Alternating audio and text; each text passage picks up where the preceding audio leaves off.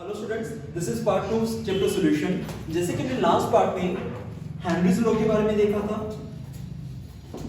इस पार्ट में हम सबसे पहले हेनरीज लॉ की एप्लीकेशंस के बारे में बात करेंगे कि हेनरीज लॉ की एप्लीकेशंस कहां पे, ये यूज कहां पे होता है, राइट। अगर आपने हेनरीज लॉ नहीं देखा तो मैं पार्ट 1 की डिस्क्रिप्शन बॉक्स में लिंक दे दूंगा, आप प्लीज उसे जाके जरूर देखें। तो एप्लीकेशंस, तो हमने first of all Henry's law में देखा था क्या था, that is pressure is directly proportional to solubility। हमने यही मेनली चीज देखी थी। उसके बाद हमने कहा था कि pressure is equals to kh into chi, that is a mole fraction, Henry's law constant and pressure। ये हम बाद में देखेंगे, बट बेसिस इस डेरिवेशन का क्या था, that is pressure is directly proportional to solubility, कि अगर प्रेशर बढ़ेगा तो solubility क्या होगी, बढ़ेगी। तो हम पहली एप्लीकेशन क्या देखेंगे, scuba divers. First application is scuba divers.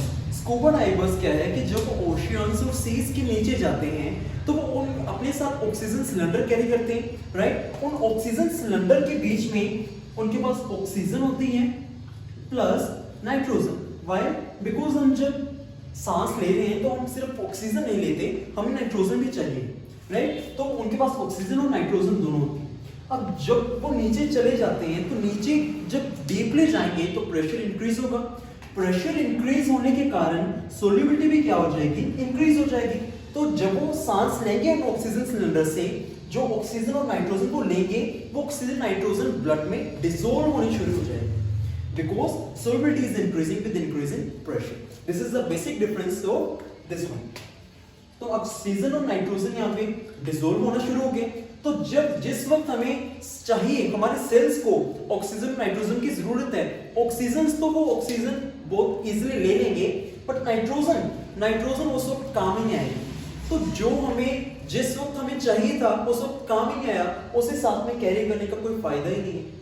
जब ऊपर वापस आएंगे स्कूबा डाइवर्स तो प्रेशर ऑफ कोर्स डिक्रीज होगा और सोल्यूबिलिटी कम हो जाएगी, तब नाइट्रोजन वेपोरेट वापस हो जाएगी और काम आने लग जाएगी। बट फिर उसका कोई फायदा नहीं है, बिकॉज जब हमें जरूरत थी तब नाइट्रोजन काम नहीं आई। इसलिए हमें रिकमेंड किया जाता है कि नाइट्रोजन की जगह पे हम हीलियम को लेके जाएं इन ऑक्सीजन सिलेंडर्स, बिकॉज हीलियम अगर प्रेशर ज्यादा पे हो गया तो सोल्यूबिलिटी इंक्रीज होने के साथ साथ हीलियम ज्यादा डिसॉल्व नहीं होता। This is one property of helium, that's why it is recommendable to carry helium rather than nitrogen in our oxygen cylinders. This was the first application of Henry's law. Now look at the second application, that is the Himalayas। यहाँ पे मैंने Himalayas लिखे, और any other peak जहाँ पे pressure हमारे पास क्या होगा, हमारे पास डिक्रीज होगा। ऊपर जाने से प्रेशर ऑफ कोर्स डिक्रीज हो रहा है। तो वहां पे आपने 9th 10th में अगर देखा तो अपना प्रेशर कुकर वाले एग्जांपल भी देखी होगी, तो वो नहीं मैं यहाँ पे डिस्कस करूंगा। मैं क्या डिस्कस करूंगा कि प्रेशर वहां पे डिक्रीज होने के कारण सोल्यूबिलिटी थोड़ी सी कम हो रही है। इसी वजह से ऑक्सीजन जो वहां पे लोग रहते हैं उनको थोड़ी सी कम मिलती है। थोड़ी सी कम मिलने के कारण एज वी नो कि जब हमें ऑक्सीजन चाहिए, हमारे सेल की तरफ ऑक्सीजन अगर कम जा रही है तो हमें थोड़ा सा माइंड है वो थोड़ा सा कम काम करेगा। थोड़ा सा कम काम करने के कारण उन्हें एक डिजीज होती है, दैट इज एनोक्सिया।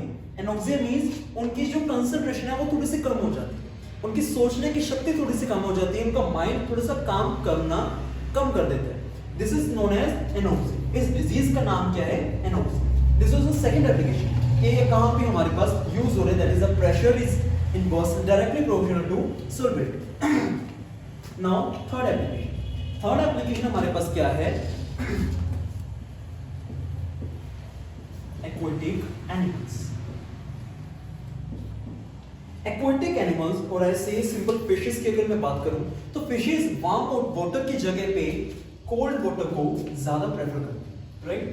वो वार्म वाटर की जगह पे कोल्ड वाटर को ज्यादा प्रेफर नहीं करते। आई एम सो सॉरी, वो कोल्ड वाटर को ज्यादा प्रेफर करते हैं। ये इसका रीजन क्या है, बिकॉज कोल्ड वाटर मींस उनका टेम्परेचर क्या है उस वाटर का कम है, वार्म वाटर मींस उस वाटर का टेम्परेचर क्या है, ज्यादा। नाउ जैसे कि हमने देखा था कि टेम्परेचर इंक्रीज होने के कारण सोल्यूबिलिटी क्या हो रही थी, डिक्रीज हो रही थी। ये हमने हेनरीज लॉ में देखे, बिकॉज मैंने आपको लास्ट लेक्चर में पढ़ाया था कि जो गैस एंड लिक्विड की जो रिएक्शंस होती हैं वो मेनली एक्सोथर्मिक होती हैं, जिस वजह से अगर हम टेम्परेचर को इंक्रीज करते हैं तो सोल्युबिलिटी हमारे पास क्या हो जाती है, डिक्रीज हो जाती है। तो सोल्युबिलिटी हमारे पास डिक्रीज हो रही है, it means now cold water का टेम्परेचर हमारे पास क्या है, डिक्रीज, तो सोल्युबिलिटी क्या होगी, इंक्रीज। यहाँ पे सोल्युबिलिटी क्या होगी, डिक्रीज। ये यहाँ पे समझने वाली बात है। तो अगर सोल्युबिलिटी यहाँ पे इंक्रीज है और यहाँ पे डिक्रीज है, इट मींस कोल्ड वाटर में जो ऑक्सीजन है वो ज्यादा डिसॉल्व हो जाएगी और यहाँ पे जो ऑक्सीजन है वो कम डिसॉल्व होगी। तो जो फिशेस हैं अगर यहाँ पे डिसॉल्व ही नहीं हो रही तो वो ऑक्सीजन कहाँ से लेंगी, राइट? जैसे हमें पता है फिशेस अपनी गिल्स जो उनके पास होती हैं उससे ऑक्सीजन लेती हैं, तो अगर वहां पे पानी में ऑक्सीजन डिसॉल्व ही नहीं हो पा रही है तो वो ऑक्सीजन कहां से लेंगे? दैट्स व्हाई कोल्ड वाटर को ज्यादा प्रेफर किया जाता है वार्म वाटर की जगह पे। This is the third application. Applications में उम्मीद करता हूं आप सभी को समझ में अच्छी तरह से आ गए होंगे। हम अब रोल्स लॉ की तरफ बढ़ते हैं।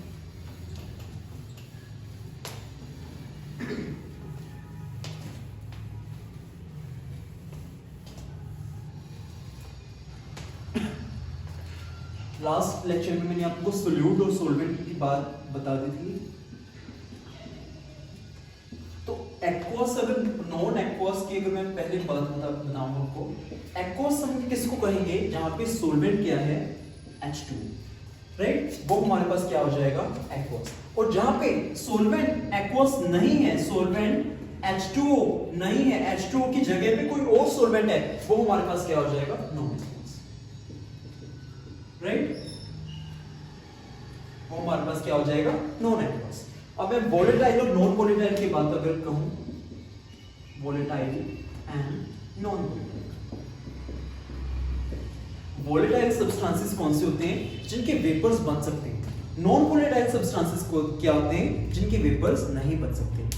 वेपर्स बनने से कोई प्रेशर जनरेट हो, उस वेपर प्रेशर उसे हम क्या कहेंगे, vapour pressure. Pressure exerted by vapours. इसकी मैं अभी आपको प्रैक्टिकल एग्जांपल देता हूं।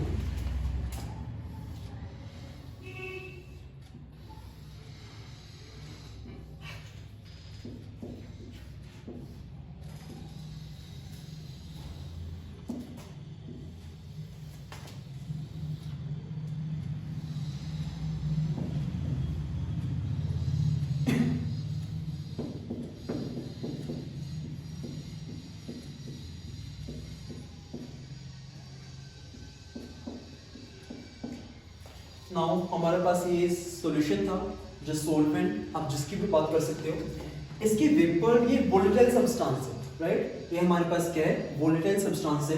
वोलेटाइल सब्सटेंस का अभी मैंने मतलब आपको बताया कि जिसके वेपर्स बन सकते हैं। तो इसके वेपर्स बनने शुरू हो गए, राइट? यहाँ पे हमारे पास कोई भी एक लिक्विड है, जो आप कुछ भी ले सकते हैं। यहाँ पे मैंने कोई भी एक लिक्विड ली है, तो मेरे जब वेपर्स नहीं बन रहे थे तो इनका लेवल दोनों का क्या था, सेम था, बिकॉज सभी इक्विलिब्रियम में है, राइट? तो ये हमारे पास क्या है, सेम लेवल। जब इसके वेपर्स बनने लग गए और हमने यहाँ से हटा दिया ये वेपर्स, यहाँ पे एक प्रेशर जनरेट करने लगे और ये जो लेवल था ये यहाँ पे आ गया और ये लेवल ऊपर चला गया। जो ये डाउन हुआ है और यहाँ पे जो इंक्रीज हुआ है, ये दोनों कोस सेम है, राइट? और ये जो जितना डिफरेंस है इसी को हम क्या कहेंगे, vapour pressure. That is a pressure exerted by the vapours. जो वेपर्स प्रेशर एक्सर्ट कर रहे हैं उस प्रेशर को हम क्या कह रहे हैं, vapour pressure, right? I hope आप वेपर प्रेशर की डेफिनेशन अच्छे से समझ गए होंगे।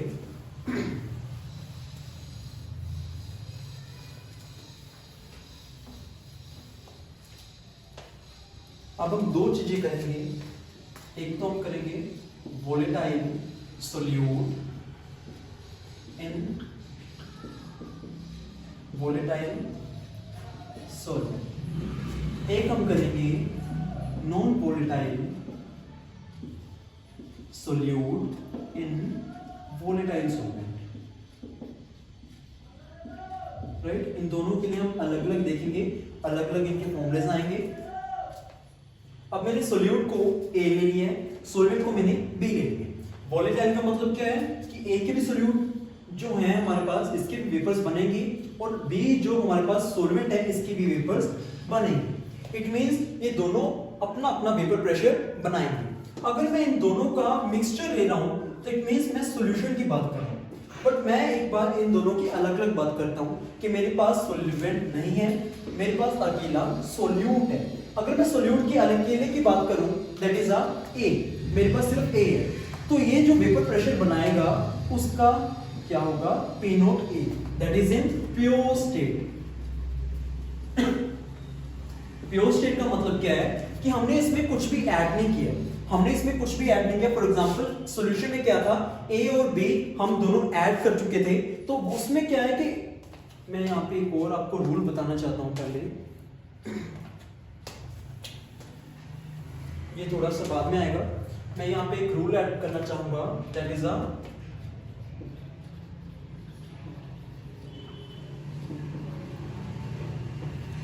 कोरोवेलोव्स रूल, राइट। हमारे पास एक रूल है कोरोवेलोव्स रूल। हमारे पास ये रूल क्या कहता है कि अगर मेरे पास कोई चीज है, अगर मैं वोलेटाइल सॉल्यूट, अगर मैं इसे अकेला रेल दे रहा हूं, तो जो इसका वेपर प्रेशर आएगा, for example P not a, after mixing something in this one, अगर मैंने कुछ इसमें ऐड कर दिया है, उसके बाद मेरे पास वेपर प्रेशर इसका मिक्सचर का ये बन गया है P ए नहीं, फॉर एग्जांपल P, तो ये जो वेपर प्रेशर है ये इससे कम होगा, that is this is what Konovalov's rule is stated, right, कि जो आफ्टर मिक्सचर उसका वेपर प्रेशर डिक्रीज हो जाएगा, राइट। ऐसे सॉल्वेंट है कि अगर मैं अकेला बी ले रहा हूं तो फॉर एग्जांपल उसका वेपर प्रेशर कितना बन रहा है, P नॉट बी, अगर उसमें मैं ए सॉल्यूट कोई भी ऐड कर रहा हूं तो उसका वेपर प्रेशर डिक्रीज हो जाएगा और P तक रह जाएगा, राइट। ये हमारे पास कोरोवेलोव्स रूल कहते हैं। तो ये हमारे पास क्या है कि P नोट और P नोट B ये दोनों हमारे पास वेपर प्रेशर्स थे इन प्योर स्टेट, जब हम इन्हें प्योर ले रहे हैं विदाउट मिक्सिंग एनीथिंग। बट जब हम इसको मिक्स कर देते हैं तो इनका वेपर प्रेशर क्या हो रहा है, कम हो रहा है। वैसे ही हमारे पास क्या आएगा कि आफ्टर मिक्सिंग इसका वेपर प्रेशर, इसका ए का वेपर प्रेशर कितना हो गया, Pa, तो P नोट ए से कम है। इसे देखने से कैसे पता चलेगा, अगर मैं कहूं कि Pa is less than Pa note, how can I say or how can I comment just looking at this equation, right? ये हम कई चीजें कंसेप्चुअल, मैंने जैसे फर्स्ट लेक्चर में बताया था कि हम कंसेप्चुअल नॉलेज की ज्यादा प्रेफर करेंगे, तो इसको देखने से मैं कैसे कह सकता हूं कि P is less than P not. You can take your time by just pausing the video, मैं इसे बता रहा हूं, आप इसे 5 मिनट जितना भी आप टाइम लेना चाहते हैं पॉज करें, सोचें इस पे, देन आप इसे आगे कंटिन्यू करें। एज हमें पता है काई हमारे पास क्या है, मोल फ्रैक्शन। मोल फ्रैक्शन हमारे पास दो सब्सटेंसेस हैं, that is A and B। तो A का हमारे पास मोल फ्रैक्शन है काई A और B का हमारे पास है काई B। दोनों का समेशन हमारे पास कितना आएगा, 1। इट सिंपली मींस दैट काई A कैन नेवर एक्सीड 1। काई A की वैल्यू कभी 1 से बड़ी नहीं हो सकती, हाँ 1 से छोटी जरूर हो सकती है। इट मींस यहाँ पे हमारे पास सिंपली पता चल रहा है कि P नोट A को अगर 1 से अगर छोटे से मल्टीप्लाई करेंगे तो P नोट A से छोटी वैल्यू ही आएगी। That really comment that Pa is less than P naught A, right? Similarly, we can say PB is less than P naught B. ये आप सभी को समझ में आ गया होगा कि इसमें मैं क्या कहना चाह रहा था। Pa is equals to P naught A and PB is equals to P naught B into chi B. हमारे पास दो रिलेशन क्या आए हैं, Pa is equals to P naught A into chi A, PB is equals to P naught B into chi B। ये मेरे पास दो relation आए हैं, इसमें मैं एक बार फिर से आपको बता रहा हूँ कि P नोट A क्या है, सोल्यूट। मैंने A को क्या लिया था, सोल्यूट। तो सोल्यूट का वेपर प्रेशर है before mixing, P note B vapour pressure of solvent before mixing, chi A it is a mole fraction of solute, it is a mole fraction of solvent, PB vapor pressure of solvent after mixing, Pa vapor pressure of solute after mixing, right? ये दोनों हमारे पास equations हैं। तो total that is a solution का vapour pressure कितना बनेगा, यहाँ पे हमारे पास वेपर प्रेशर नहीं, मेरे पास पार्शियल प्रेशर की बात हो रही है। तो मेरे पास कितना आएगा, P A plus PV, right, PT is equals to PA plus PV। तो मेरे पास कितना आ गया, P nought A chi A plus P nought B into chi B। ये मेरे पास इक्वेशन बनती है which states us Raoult's law. This is what Raoult's law is stating. अब मेरे पास सेकंड चीज क्या थी, non volatile solute in volatile solvent, right. मेरे पास सेकंड चीज क्या थी, non volatile solute in volatile solvent. तो इसमें मेरे पास एक चीज डिफरेंट होनी चाहिए कि हमारे पास क्या हो जाएगा, वैसे इस वीडियो में अगर मैं बता दूं थोड़ा सा वो हो जाएगा, आप थोड़ा सा खुद सोचें, नेक्स्ट पार्ट में अदरवाइज मैं लेके ही आऊंगा, इसमें थोड़ा सा चेंज होगा। मेरे पास थोड़ा सा आप दिमाग लगाना कि वोलेटाइल सोल्यूट में ले चुका हूं, अब इसमें मैं नॉन वोलेटाइल ले रहा हूं, तो नॉन वोलेटाइल के वेपर बनेंगे या नहीं बनेंगे, अगर बनेंगे तो क्या होगा, अगर नहीं बनेंगे तो क्या होगा, राइट। आप इसको थोड़ा सा सोचें और नेक्स्ट पार्ट की थोड़ी सी वेट करें। नेक्स्ट पार्ट में मैं यहीं से स्टार्ट करूंगा।